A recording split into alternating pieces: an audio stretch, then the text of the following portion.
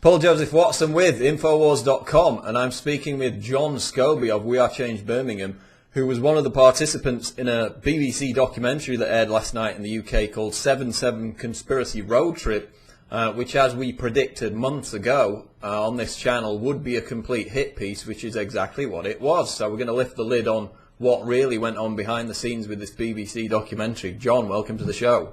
Thanks very much for having me, Paul.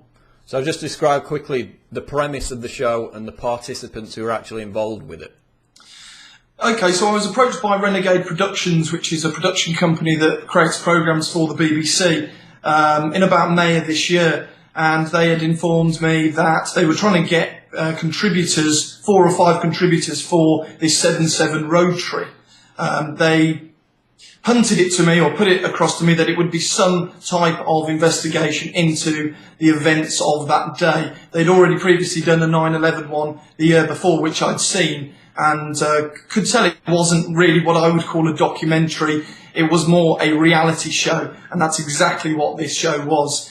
They weren't interested actually in any facts whatsoever. It was mainly to repeat and cover the government's narrative, which, you know, we are told is the truth. And of course, we are not allowed to see evidence from the courts or from the police to show us that many of these the questions that are raised is the truth.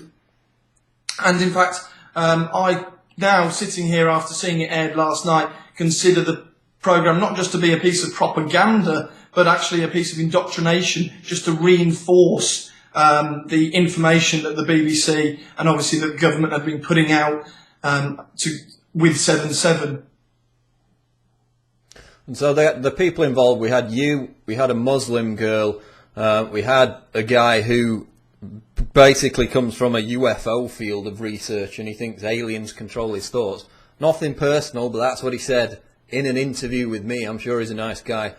Then they had some model who at the start of the programme was presented as this truth-seeking activist, but by the middle of the show we learned that she's basically just proofread some articles for a magazine, doesn't know her arse from her elbow, to put it bluntly, and by the end she's attacking the other participants. So just go into briefly who else was in the show apart from you, and why you think they chose them to be in the show. So as you described, we had Tony. You know, I really did enjoy the week, and I had a good time with everybody. And I think I should say that is that, you know, this isn't a personal attack or a personal vendetta against anybody. Tony, as you said, he's a UFOologist, but actually he was picked for his CCTV background.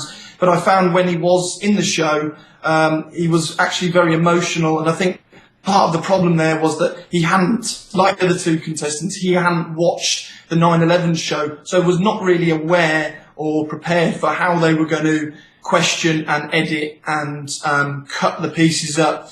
Davina was an absolutely lovely girl. She was a newly converted Muslim.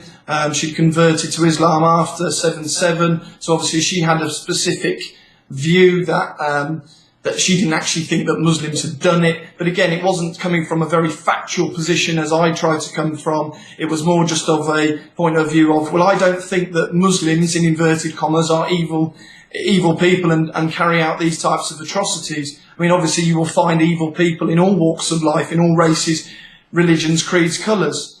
And then we have Layla, who, you know, many of my friends, as I was watching the programme last night, said she's a ringer, she's a spy. And I've got to say, I do not think that Layla is a spy. Again, I think that, as you just mentioned, Paul, she's done some proofreading of some articles. She's found them interesting. But then when she's actually gone onto the show and actually had to follow the storyline, she can't determine the difference between the narrative and other things that, you know, we know to have happened on that day. The emissions and the red flags, I suppose, that show to many of us that something else went on that day. And the reason why, you know, apart from yourself and probably the Muslim girl, but they were really scraping the barrel, because a lot of people refused to partake in this show because of the very fact that in the previous shows that the BBC had done, notably the 9/11 road trip last year, it was set up as a smear, as a hit piece, and people knew that. And even though they promised to you beforehand that it wouldn't be, turned out, as we predicted, that it was. So that's why they found it difficult to get people who were really at the top of the research field in terms of false flag or 9/11/7/7, because there's plenty of them out there. And in fact, most of them were asked to be in the show. I was asked, other people were asked. They all said no because they knew what it was.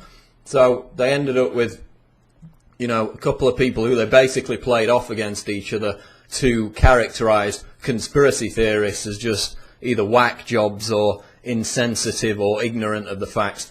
So let's just go through what they left out of the show and how they characterized yourself and these other participants as conspiracy theorists, how they ran the smear piece. Go through it.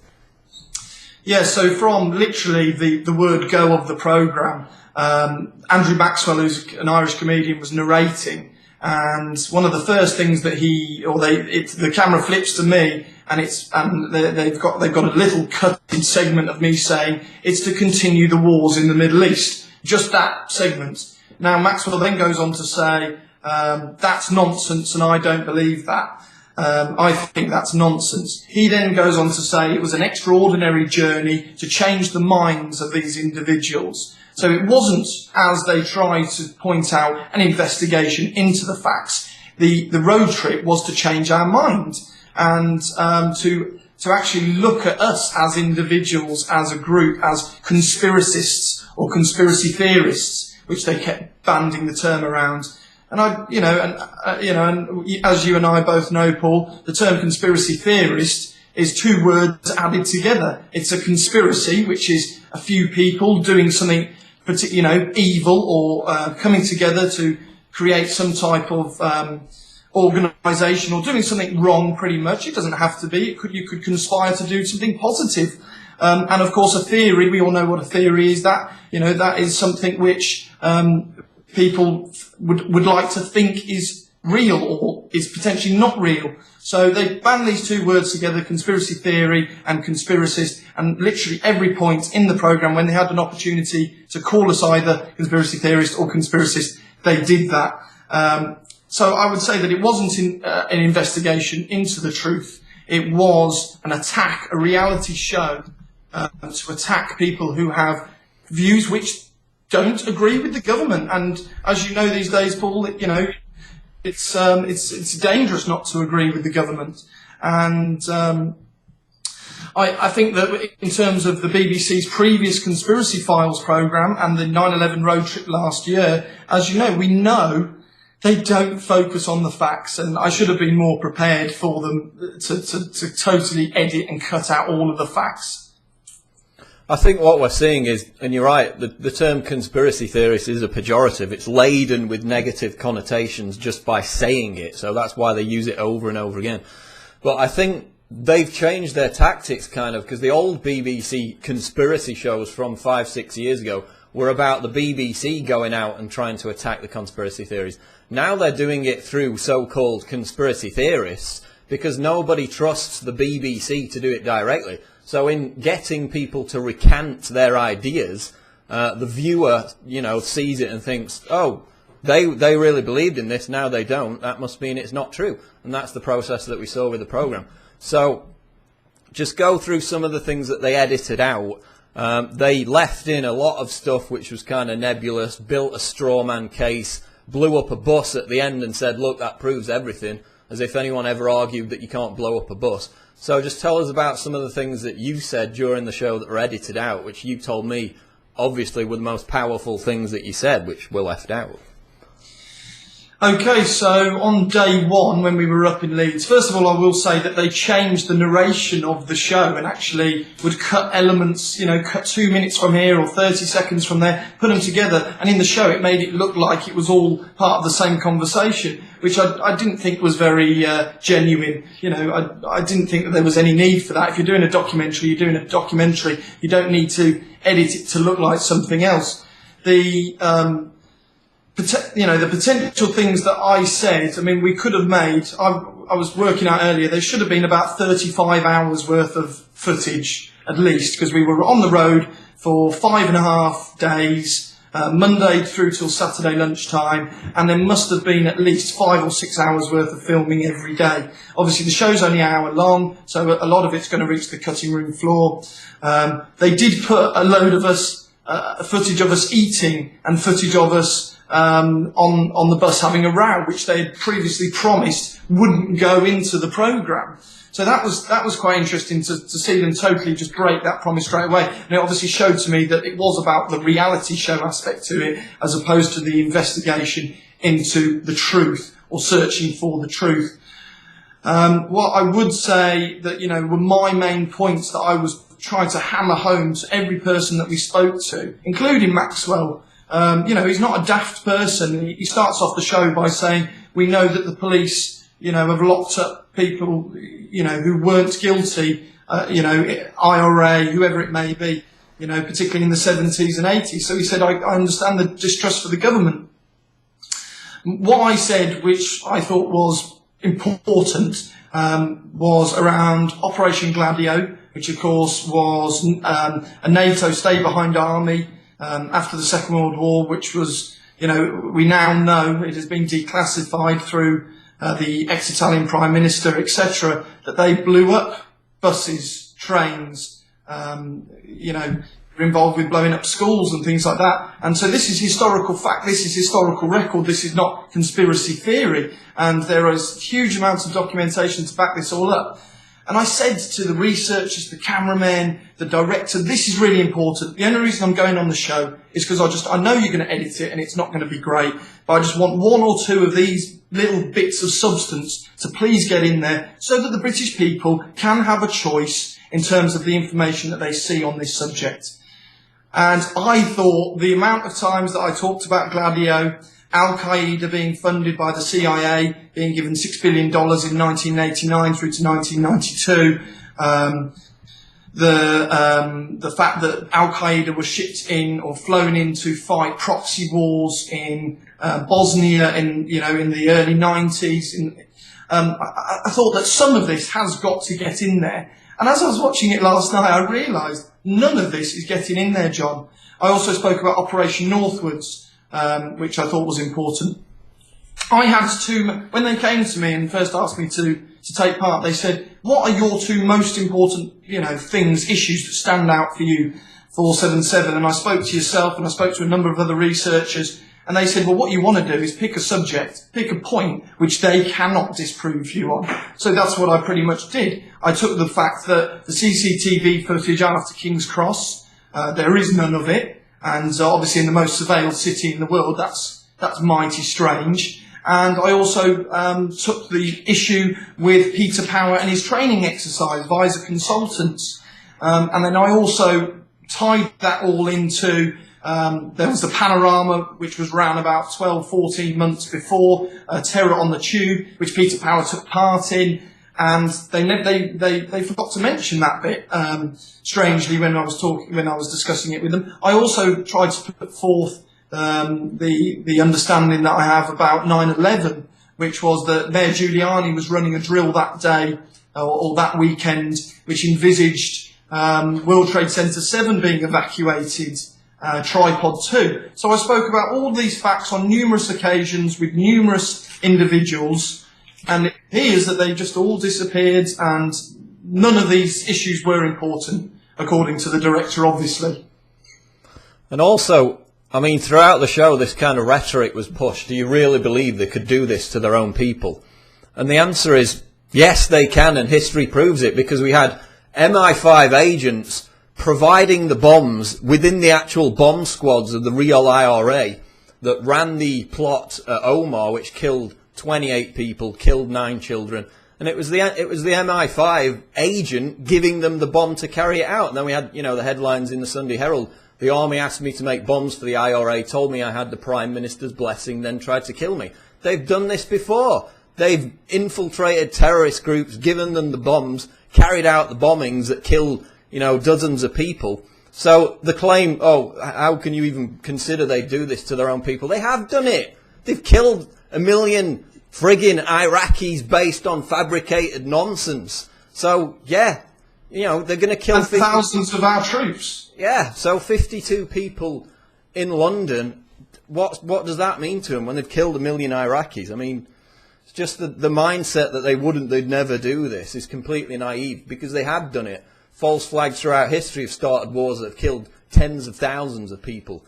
Going back, though, they also had this thing running throughout the show, which was hijacking the genuine, heartfelt grief of the victims and using it to bolster the official story, as if it was your fault because you're questioning the official story that they're going through the grief. So they tie the grief to the official story and then make it look as if you're attacking it. Wasn't that the case? Yeah, I mean, I was very, very careful with what I said to anybody who had either been there that day, had lost loved ones, or whatever, because I understand that this is probably one of the most painful things that could happen to somebody in their life, maybe either surviving the blast or losing a loved one, a family member to it. So I wasn't there sort of trying to rile those people up and putting what I believe to them. I just asked them questions such as, would you support a public inquiry? And of course, everybody that I spoke to and asked that question to said that they did want either a public or independent inquiry, because there was only an inquest into the bombing. It was the government that stonewalled the proper investigation. It wasn't the conspiracy theorists, was it? It was the government. Yeah, Tony Blair. He promised that there would be a public and independent inquiry.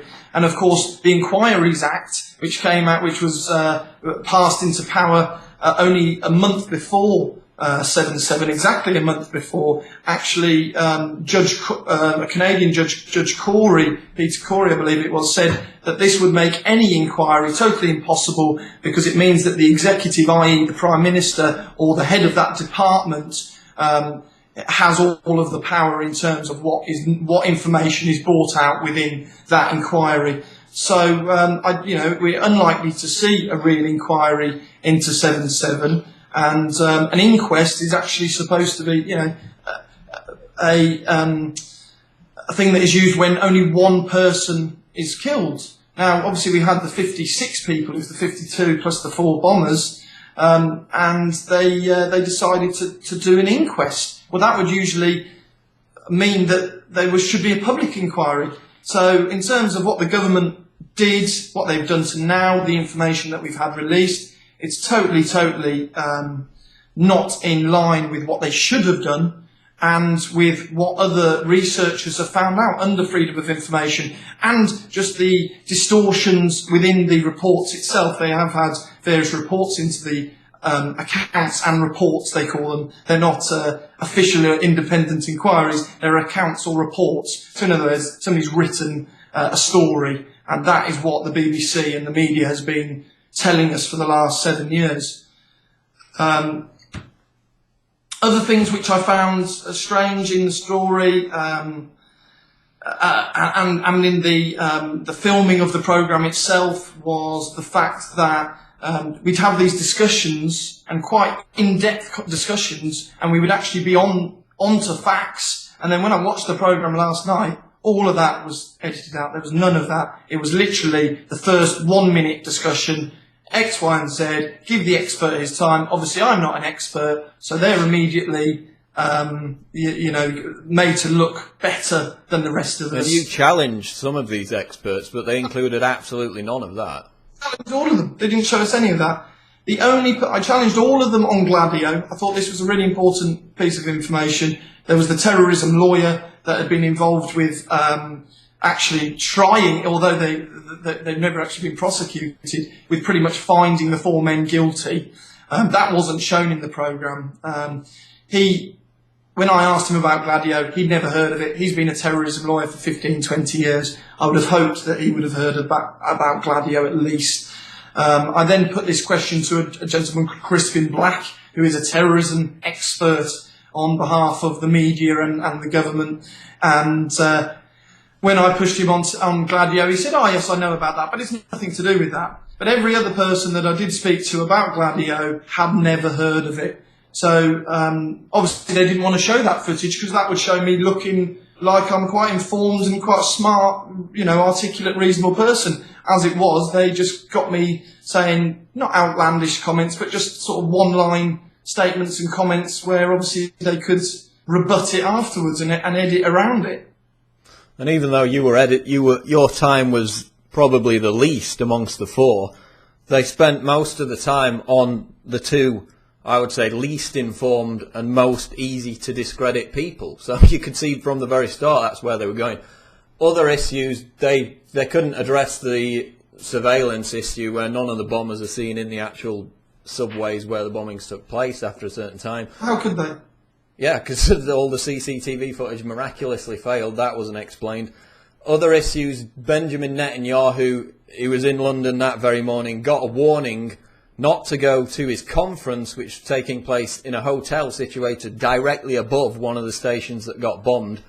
The London police also got that warning because they telegraphed it to the Israeli embassy. So that prior knowledge and specific prior knowledge of where the bombing would specifically happen, because Netanyahu stayed in his hotel room, that wasn't covered at all.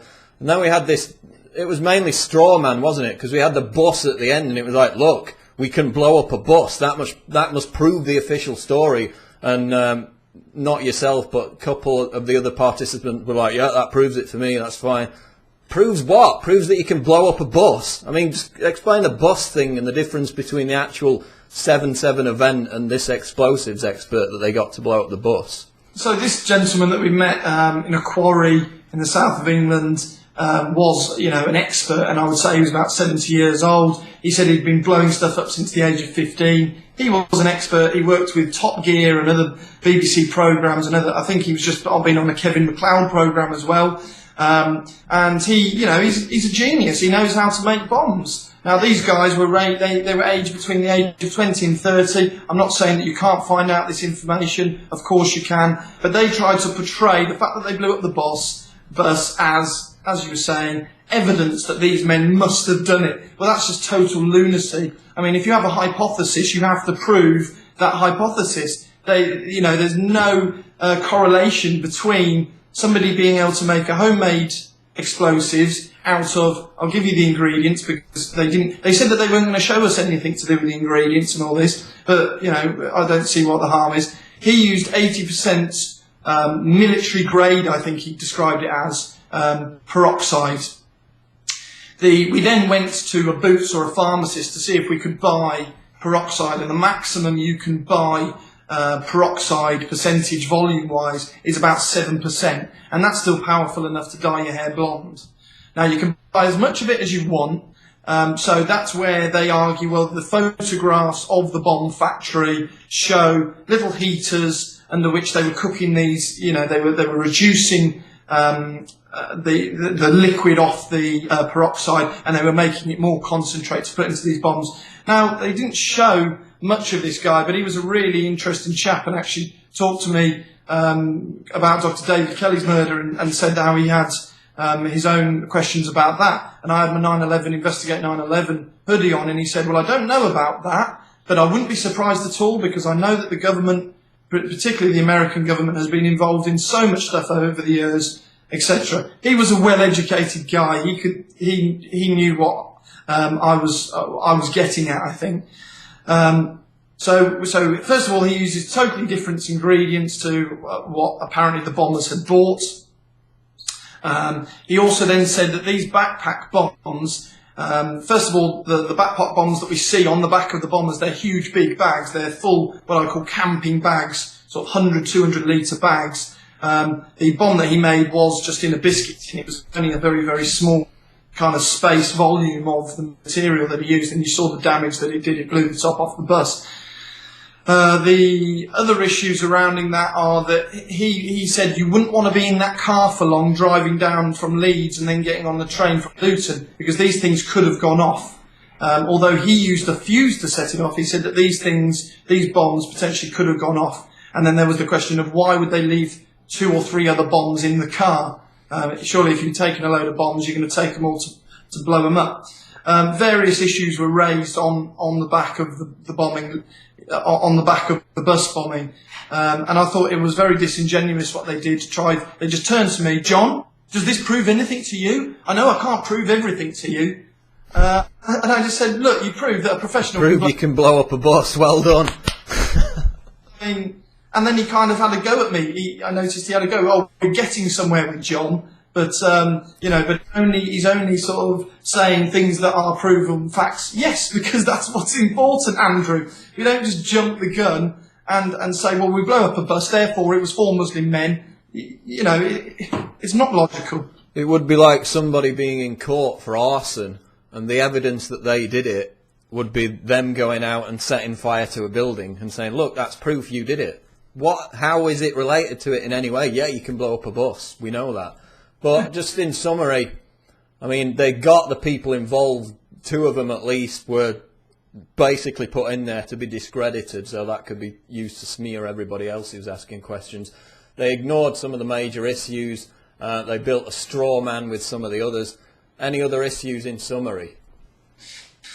I think that I would say that the director, although the crew were all lovely, the director was trying to prompt us quite often, and actually Layla, who was the girl that totally changed her mind, she actually was prompted quite often by the director in terms of, well, say this, say that. Now, when Davina was prompted and she asked her, will you say this? You stand at the front of the bus and you say your bit, this is my part of my conspiracy, which I didn't like any of that at all because I was trying to stick to my points that I'd gone in there with. Davina refused. She said, no, I'm not going to say that because that's not one of my points that I stuck to. I was a little bit more willing and said, I will say that yes, online people have said that it wasn't a bus bomb that blew it up. But that was because of, I believe, a French investigator had a look at the wreckage and said it was military grade explosive. He'd found some residue which led him to believe it was military grade explosive. So that's why I was willing to say that. So the other things that I would find kind of annoying about it was the director trying to lead us into statements. And obviously, if it's a factual documentary about the facts, then that shouldn't be happening. The other interesting bits which I think are important just to note is that Peter Power, who was running the drill, I'm going to keep harping on about this ball because it is important. He said that day on his when he was talking about his exercises that the bombs were simultaneous. Now, of course, it wasn't until the Saturday lunchtime that the police came out and said, oh, actually, the bombs were simultaneous. Up until that point, they'd thought that they'd gone off anywhere between 8:50 and 9:30. Now, we understand that the bombs were simultaneous at 8:50, the 3 train bombs, the underground bombs anyway, and we took part in this journey from Luton on the train. They said that we'd all reached our stations in time. I didn't reach my station. Me and the researcher got on the wrong tube. So they were immediately lying within their own programme. There was another thing which they said, which, again, a lie about me. They said that I took them to Birmingham. Now, as most people would probably know in a television programme, you don't choose where you're going. You get taken there. Now, they obviously wanted to take me to Birmingham to talk to Dr. Nassim, who is a guy that I know, who's an outspoken Muslim on terrorism and doesn't believe it himself. And they stitched me up and said John took us to Birmingham, and then filmed it and edited it and made it look like I had taken them to Birmingham. So that was very, very clever, very disingenuous, very sneaky. So there were 2 points there which I'm not happy with. I may even speak to Ofcom about it because why not get a rebuttal or an apology? So you're saying with the actual train times, which was portrayed that everybody made it on time and it would have been perfectly feasible, that you didn't in fact make it on time? I didn't, no. So they were completely just lying? Yeah, we didn't make it on time because we got on the wrong tube. Now, potentially we could have got there, but we didn't. And they said in the programme that we did. So, yes, they're lying. It is a lie. He also, I noticed, at one point said, John believes that the train times were falsified by the government. This wasn't one of my main issues, but they got, like I was saying, they kind of put the words in my mouth and said, well, don't you know about the train times though, don't you, John? Why don't you tell everybody about the train times? And all I said was, initially, the government said that they got the 740. Of course, the 740 didn't run that day after Freedom of Information Act request through the July 7th Truth campaign, etc. The government had to backpedal and said, well, they must have got the 725 because anything after the 740, they wouldn't have actually got into London on time. So they said that they got the train before, the 7:25, they're noted going into the station at 7:22. There are massive omissions within the CCTV footage, wrong times, wrong dates, and the Home Office just expects us to say, oh, well, you know, there are cock-ups when it comes to CCTV footage, which I would have thought was one of the major critical aspects to a CCTV camera, is to have the right time, right date, to have film in it, for it to be working. Again, you know, surely heads should have rolled in terms of jobs should be lost if, you know, these things weren't fulfilled. So very, very strange still. As I mentioned, we met this Crispin Black chap who was a terrorism expert. I put to him about he was in the army, I think he was in the SAS actually. I put to him that that we didn't know, or did he know about Gladio? He said yes, and of course it's nothing to do with Gladio. I spoke to him sort of at length regarding whether he considered there to be a chance or an element within the government to carry out these types of things, and he said yes, it is a possibility. He also went on to say, this Crispin Black chap, that terrorism would probably have come from, you know, the Muslim bombers, but he wasn't totally sure on it. Now, for somebody who's a terrorism expert, it was very wishy-washy, and I found that a lot of the experts were very wishy-washy. But they were all depicted as being dead on message, weren't they? Yeah, in the actual documentary. Secret evidence. Now, just mention the thing about, because there were 5 editors above the production team that made the final cut. That's what they told you beforehand, wasn't it? Yeah, so one of the camera guys said to me when I first joined the programme, one of the researchers said, don't expect it not to be biased. So I knew what I was letting myself in for straight away. And then the camera person actually said, well, usually, really nice crew, everybody really enjoyed the time with them. Said, actually, John, yeah, usually you'd expect 5 levels of director producers on this kind of show. Now, what is shown in the credits is just one director producer. So whether or not there was, or, you know, I don't know. But certainly, obviously, the programme has had 3 months to be edited. It's been edited, whittled down from 35 hours worth of footage. Obviously, me ranting quite a lot about facts which I wanted to get into the public domain. And all of it has been taken out. And a really interesting point that the terrorism expert Crispin Black was actually not shown in the programme was because me and Andrew Maxwell, high-fived after his interview. We were actually really excited. Maxwell actually comes off as quite anti-establishment if you speak to him in real life. For whatever reason, he doesn't come across like that in the show. But we high-fived because we pretty much pushed, or we didn't push the guy, but Crispin Black said, for Blair's, Jack Straw's, and Alistair Campbell's dealings within the Iraq War, down to the Downing Street memos, he said, I'd give them a spade and get them to dig their own grave. He said they need to be held up for treason. He was saying that they should be killed.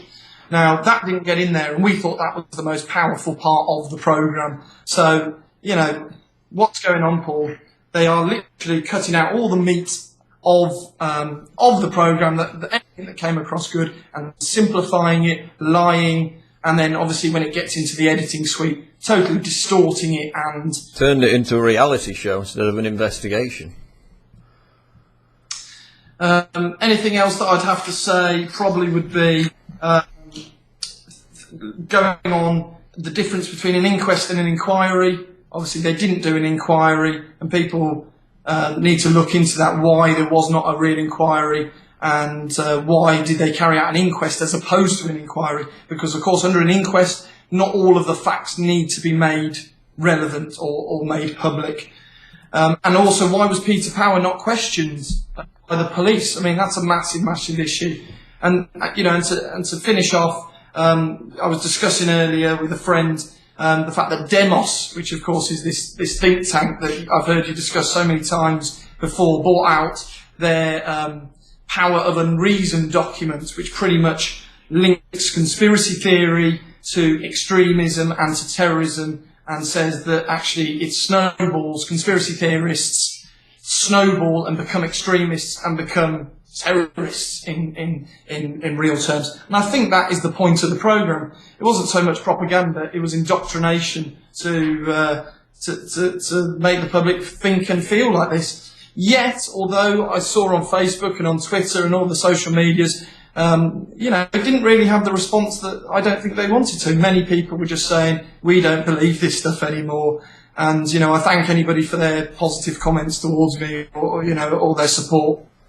And if you read the comments in the newspaper articles, the online versions before the documentary, most of the people in those were also saying we don't believe any of this. So that's why, as I said, the BBC are no longer trusted to debunk a 9/11 or a 7/7 on their own. They're discredited. So they have to get people, conspiracy theorists, to recant and then point at them and say, look, even they don't believe it anymore. That's the whole process.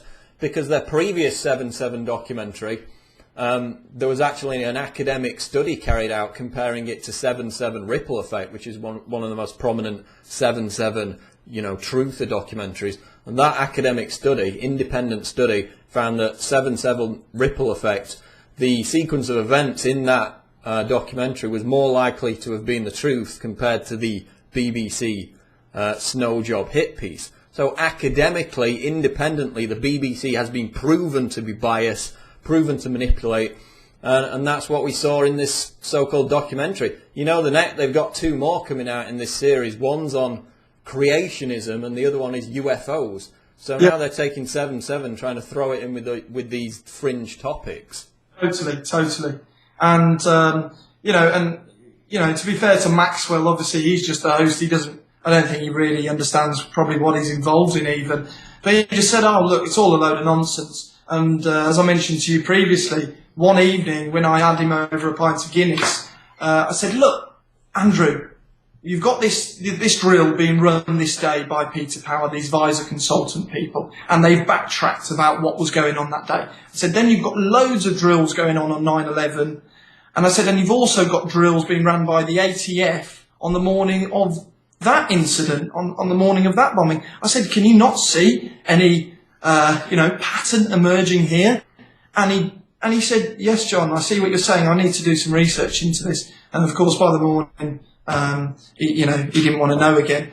But hopefully, people that watch the programme, it may make them go away, have a look online, do a bit of research. I really hope that that's what happens, because that's what I wanted to go on there to do. But they just edited and cut so much meat out of the subject that I feel that that's kind of impossible, because they actually didn't portray even the government narrative pretty well, let alone what we consider to be the truth, or more likely to be the truth of the events of that day.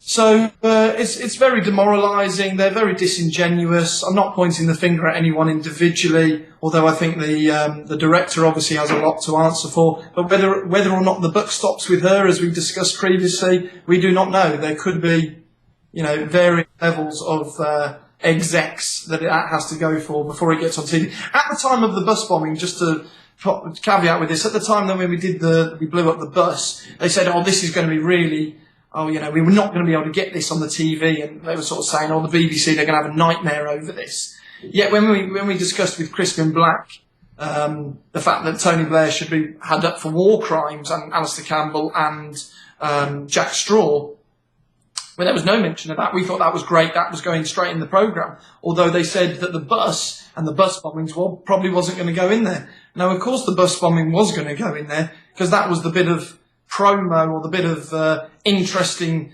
visual that they needed to fill it. And I think, with all due respect to the other contestants, that's probably why they had Layla involved as well, because they wanted a pretty girl to attract a few male watchers. As we know with the media, that's what happens all the time.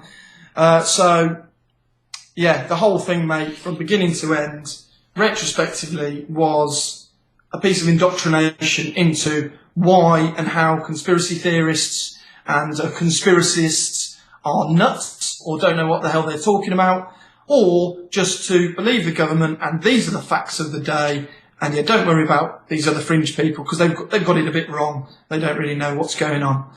And, I challenge anybody to discuss the facts with me. I mean, as you know, I did a lot of research before I went in there, which is why I think I was able to stick to my key points and not have my sort of mind change, so to speak, because I knew what the critical elements of it were. And although the harrowing emotional discussions with the people who lost family members and who had survived and had been there that day, was totally harrowing, and I totally feel, I don't feel their pain. I mean, it's far greater than I'm sure than I will ever be able to feel. But the reason that I'm doing this, Paul, is because I think that it is important, particularly if the government is involved with doing all this, that we get this information out there, and it isn't to be insulting, and it isn't to be, to insult the memory of those 56 people that died that day, or, as we discussed, the millions of Iraqis since. It's to get the truth out and to try and dig a little bit deeper, and also just allow, what happened to freedom of speech in this country, where we were allowed to actually say what we thought without being attacked and being called pretty much a terrorist for discussing an issue, which is potent and, very volatile. And just for people outside of the UK who wonder why we get so worked up about the BBC, basically, if you've got a television in this country and you don't pay your yearly licence fee directly to the BBC, you get men in suits who knock on your door and ask you questions and demand you to pay this tax, which is what it is. And a lot of people are calling for that to be abolished, but it's onerous. That's why people don't like the BBC, and they've been exposed again and again for agenda-driven, smear, snow job, hit piece documentaries going back years, since 9/11, basically. So we're going to leave it there. John Scobie, We Are Change Birmingham. We'll be sure to talk to you again, and thanks for joining us at Infowars.com. Thanks very much, Paul. Thank you.